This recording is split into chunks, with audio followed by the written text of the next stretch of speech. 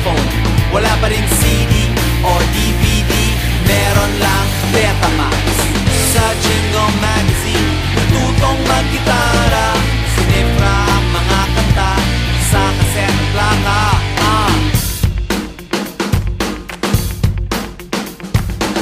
Mula sa himig ni Pepe Smith, nag-bloom si Wally Gonzales, lumaki sa layaw ni Mike Hanopol, bumalik ang kwago ni Bosio. Kumusta mula sa Maria Capra, umistambay si Heather. Sa bahay ni Gary Granada, nagbagong lumad ni Joey Ayala.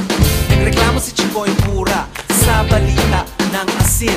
Ang anak ni Ka-Freddy, kinontra ni Andrew Abraham. Dumupido ang Apo Hiking, mga kababayan ni Francis M. Peputi nga sa hotdog, no si Balasi Sampagi. Wala pa nung mix, wala pa nung MTV, wala pa nung internet, wala pa nung iPod o MP3, wala pa nung cable, wala pa nung cellphone, wala pa rin CD o DVD, meron lang Betamax. Sa Jingle Magazine, natutong mag-gitara, sinifra ang mga kanta sa kaset at plaka.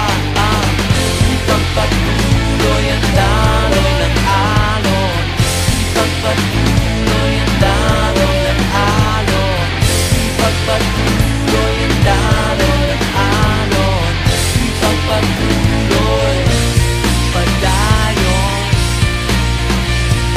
Baby, baby, Rico J, musikahan ni Ryan Ryan, umiskul kukul kay Tito Vic and Joe, sumayaw sa VSC, umataw kay Gary V, bumilad sa balad ni Martin Rivera, request sa DJ ni Sharon Cuneta, nangako sa'yo si Ray Valera. Salamat sa Tadon, ang tatay ko si Jack Sikat. Siyempre ni Bingi lang Pano, nangarap ang identity crisis. Huwag kalimutan ng Woods, namatay sa ingay ng dead ends, never meant to be betrayed sa XPNU at Club Dread.